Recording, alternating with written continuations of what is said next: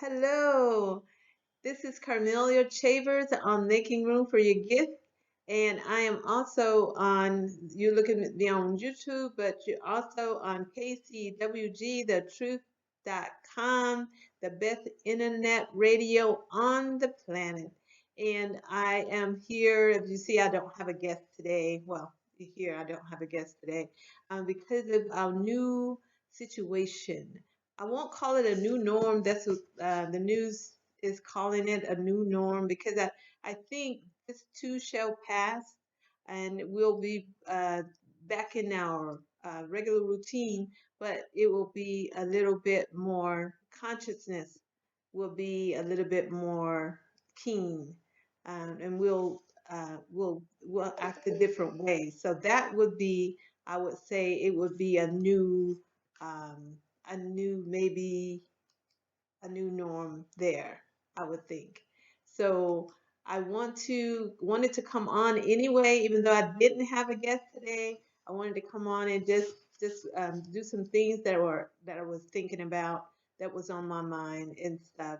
And I was thinking of this as we have to. My name of my program, I'm going to call it Adjust or Adjustment or Adjusting, and ever since I picked that name, I think I hear it a lot in the media and on Facebook because that's why I spend a lot of time online, just looking at videos and taking courses and doing things that's going to keep my mind going in this time. Because I have an autoimmune disease, which is rheumatoid arthritis, and I take a medicine that quiets down my immune system. So I really have to be careful of where I go and who interact with during this time. Regular times, I still keep my distance. Sometimes when someone tells me they have some type of measles or maybe some other type of disease that might be contagious, I kind of keep my distance. But this is more serious than those. So I just really have to like watch where I do and where I go. So I kind of been in the house since last Friday. I think I've been inside for a week now, and I've only gone to places that I can do a drive through, make sure I do the sanitizer and all that. So, and I'm just wondering, how you guys are doing and what's going on with you guys. But you on my YouTube, just give me comments in the bottom and just say what you're doing to pass the time and how you're doing that, how you're coping. 'Cause I know some people have kids that are out of school and now hearing that they're out until maybe the summer. So you have a new dynamic that you have to deal with as far as when you finally go back to work, your kids will still be out of school, so you have to figure out what to do with them. So I know that it's some new challenges, and we have to adjust accordingly. We can't freak out, but I know people have been worried about the National Guard coming into the city and closing them down. And that, in some areas, that's a concern because we already know that happened in New York State. They've done that to a town because so many people contracted the virus at once or overnight, like in a couple of days. So they had to try to contain the movement of the people. So they just told everybody to stay home, and they had the National Guard there. But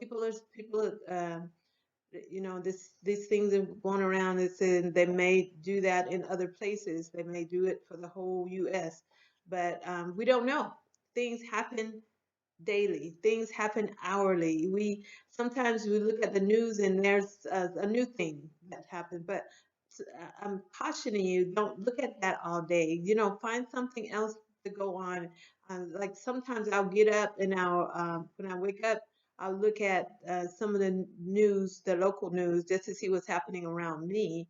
And then in the afternoon, in the evening, rather, around 6:30, I'll look at the national news and see what's going on around the United States and the planet. But I can't look at it all day because it's just too much to process. The medical reason for it all, the young people being on the beach, that just had me I had a restless night because of that.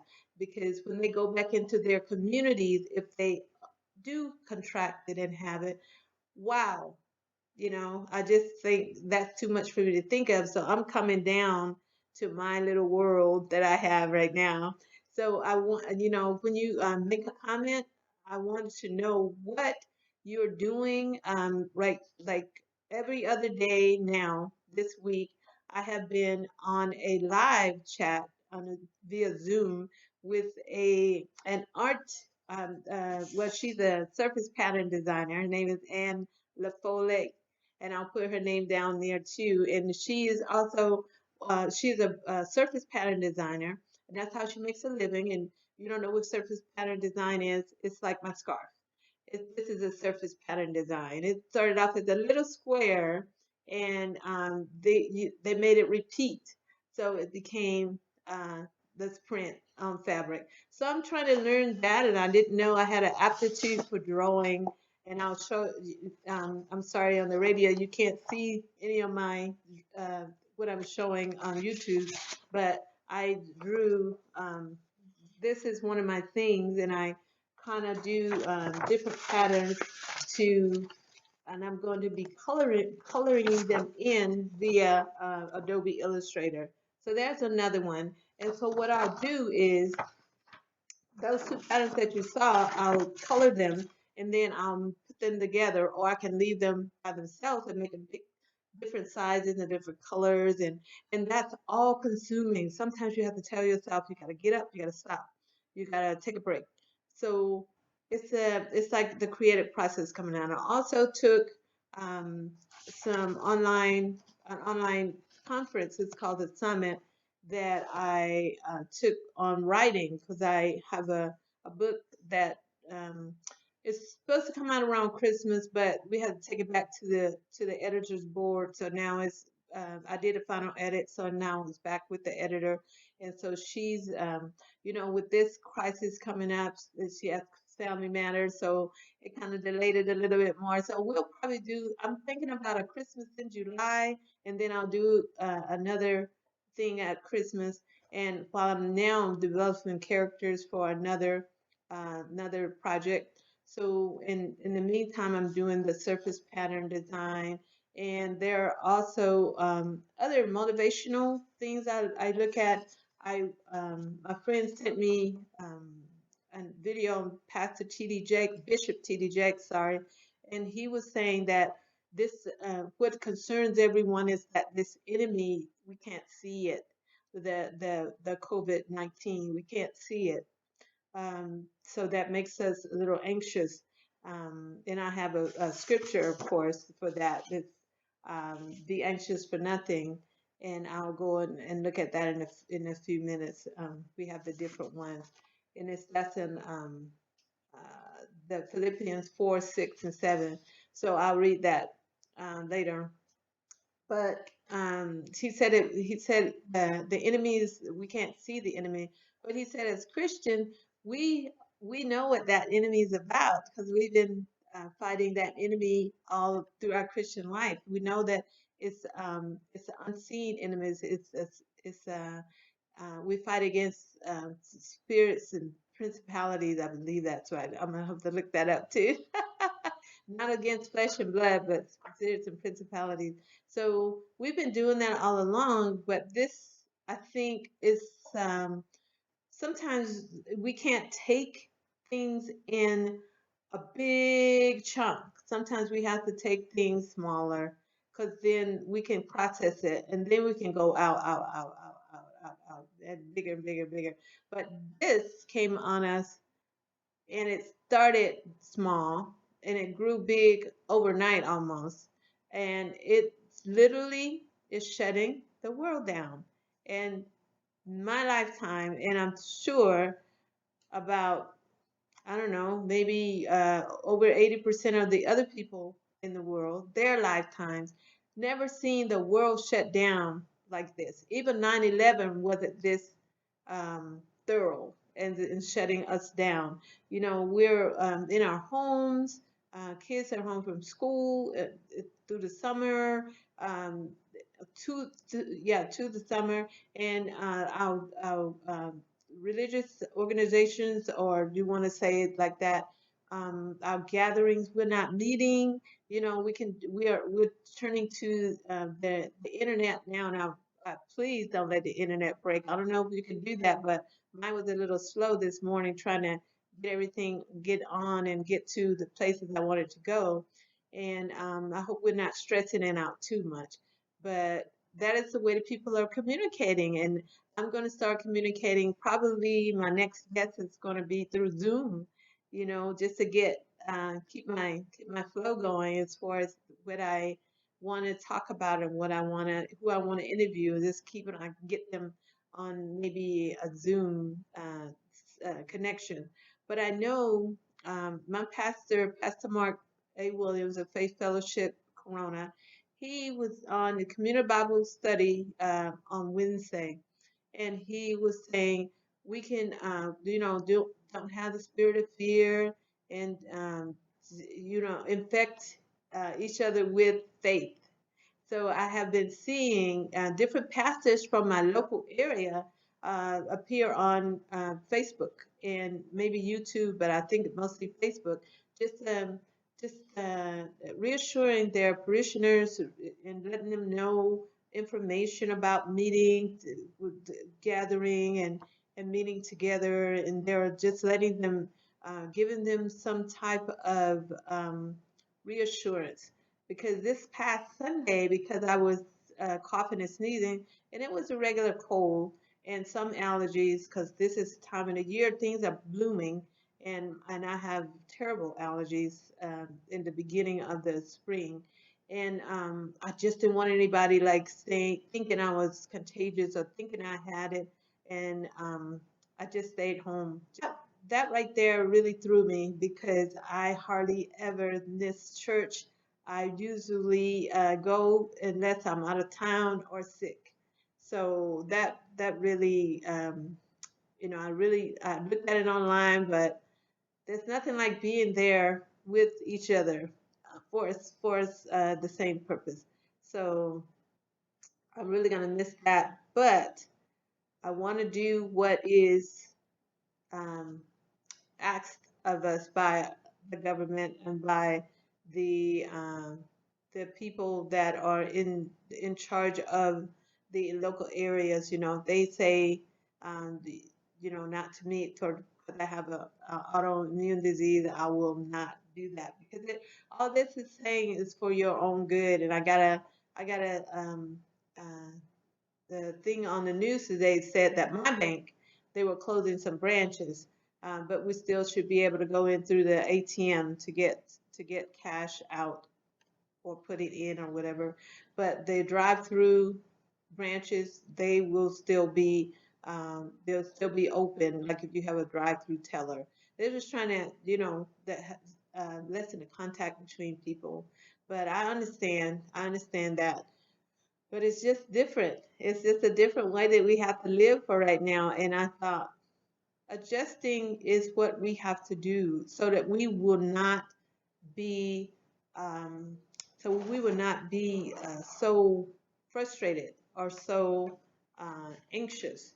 And I have, I will go to that passage right now in Philippians, and it's Philippians 4:6 and 7, and I'll read, let's see. Oh, okay. And it says, be anxious for nothing, but in everything by prayer and supplication with thanksgiving. Let your requests be made known to God, and the peace of God, which surpasses all understanding, will guard your hearts and minds through Christ Jesus. Now, that is something that you hear, um, like there's a song that's the peace that passes all understanding will never pass away. I love that. That it's really, really comforting. And we have to remember that we have a book right here, the Bible, and that was the New King James Version, matter of fact. And we have something that we can go to calm ourselves, to bring us a peace of mind, And one of my friends, Miss Nelson, Miss Shirley Nelson, we talked this morning, and she was saying, she said, this, it's a good scripture to read, and this is when Solomon dedicated, he built a temple for God, and he dedicated it, and then after that, God appeared to him for the second time, and this is one of the scriptures you hear all the time. It's Philippians, let's see, what is this? Philippians 7, and it's 14. 7 and 14. It kind of begins in a sentence. If my people who are called by my name will humble themselves and pray and seek my face and turn from their wicked ways, then I will hear from heaven and will forgive their sins and heal their land. So that is, and from the King James Version, you can go and study that and read from your version.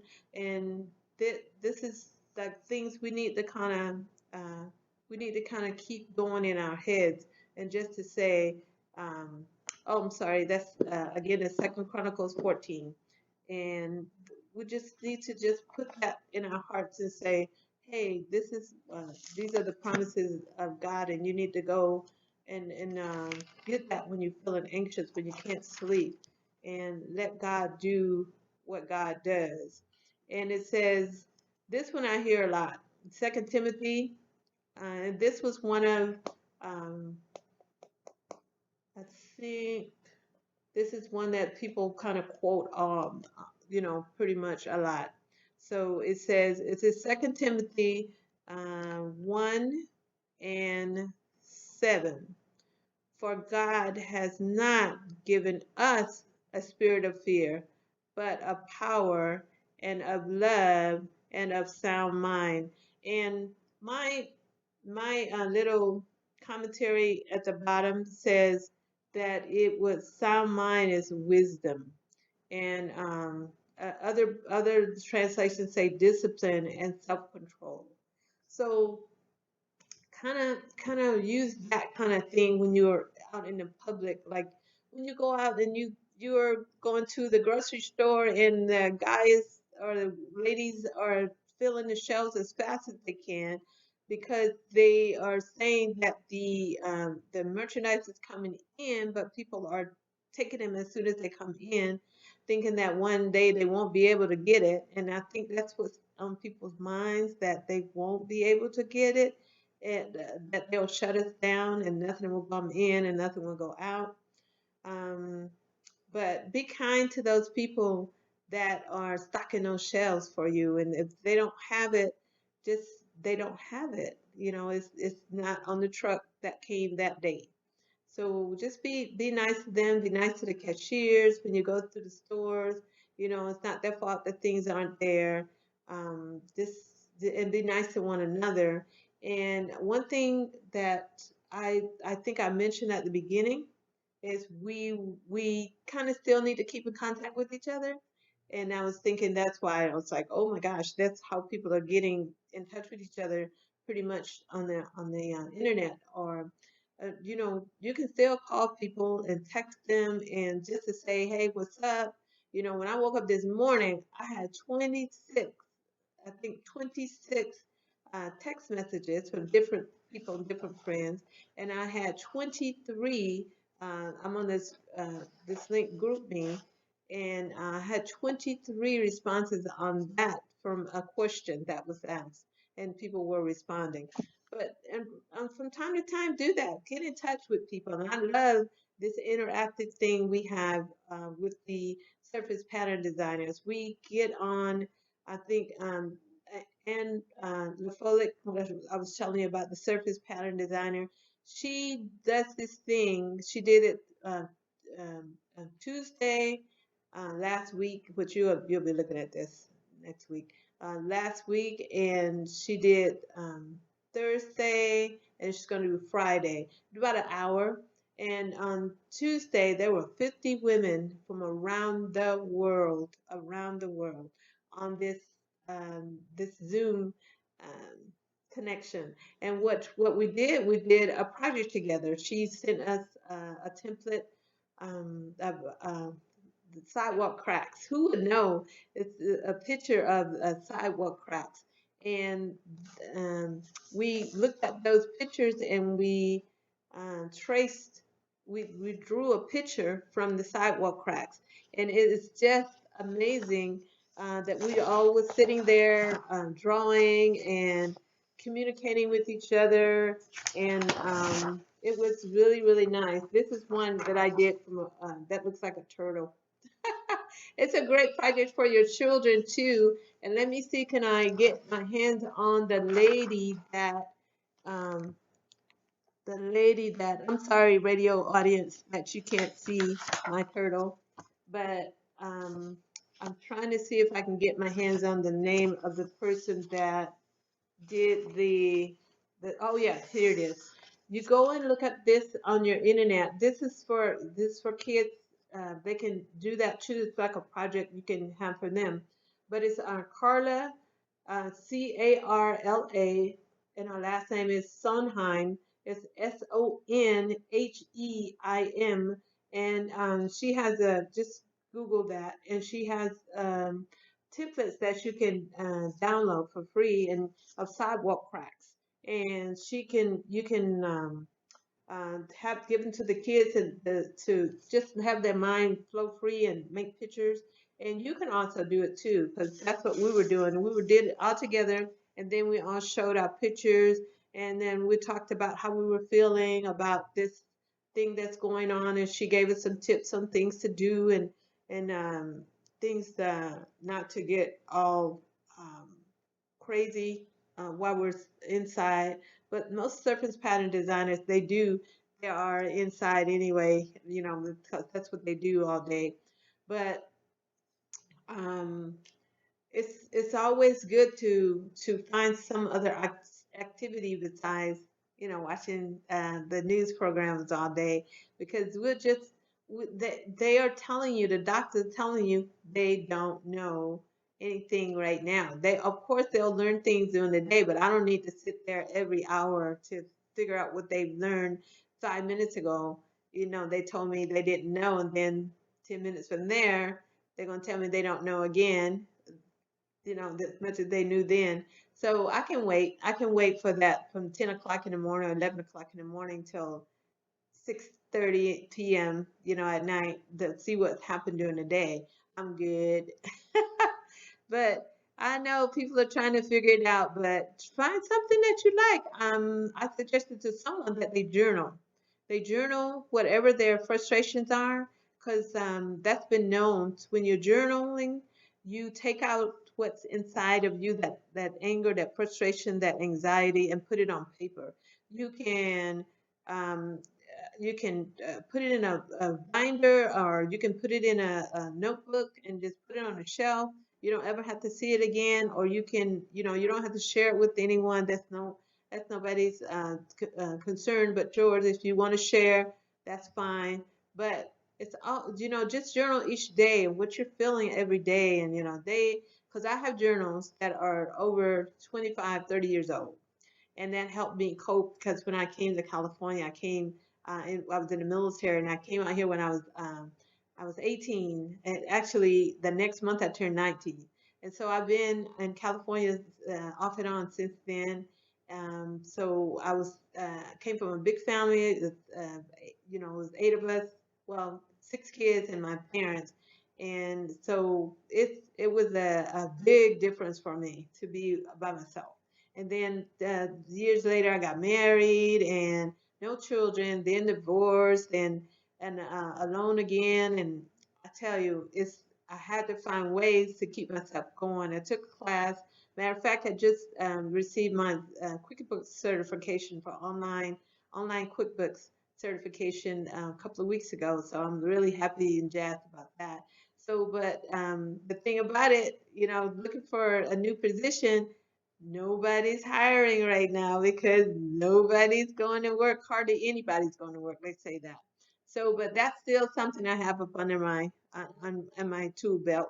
with my circus pattern design, which I'm developing every day. And of course, I sew and then I write and I sing and just other things that I can get myself into. But you know what? Keep your mind occupied, but not on this so much. I mean, be concerned, do what they say do, keep your distance if you have to go out, but and keep protected. Sometimes when I go out, I use rubber gloves to push the keys on the um, on the pad on the on the different uh, on the bank. So just let's keep that in mind. Take care of yourself and be safe and pray for each other. Hey, have a Bible study. Go online and tell someone that says, "Hey, you want to have a Bible study?" And then you can do it on the phone or you can do it on Zoom. You can say, "Hey, we're gonna send a text out and say we're gonna read First Peter chapter 2, and we're gonna meet tomorrow night at or tomorrow afternoon at 6 o'clock, or tomorrow afternoon at 4, if you can get away, and we can discuss it." So you can do find ways to get in touch with each other because we are. I think Pastor Mark said we are people that we're sociable. We're communicable. Not communicable, but we are community. We love community. We love touching each other, especially a church group, because we iron sharpens iron. That reminds me of that saying, that verse in the Bible. We are we need touch. We need communication, but we can't touch right now. So we have to be um, think of other ways to do it. It's hopefully this is not our new normal, which I don't think it is. It will pass. We will get better. God will protect. Like Pastor said, if we do transition, at least after from the bodies, be present with the Lord, but we are going to do our best while we're here. I had some people in my group greeters offer their assistance to people that are need assistance, um, that are not coughing, or they're not ill or anything like that, but they would like to assist them in whatever they needed. And I thought that was so awesome that they would do that. But contact people, call them, text them, email them. Just go on Zoom, FaceTime. I think the other one was Skype them. I don't know if people use Skype much anymore, but that's probably you're gonna use now. So I would like to thank you so much for listening and for watching on YouTube. I would like to wish you all good health, and I would like to say that to be well, this too shall pass, and just say a prayer when you get anxious. Just pray and ask God for that you think you need, and hopefully I'll have my guests lined up next week, and we can talk about other subjects. But be well, be blessed, and God bless you. Thank you so much, and thank you for listening. KCWG, the best internet radio on the planet, and I'll see you next week. Bye.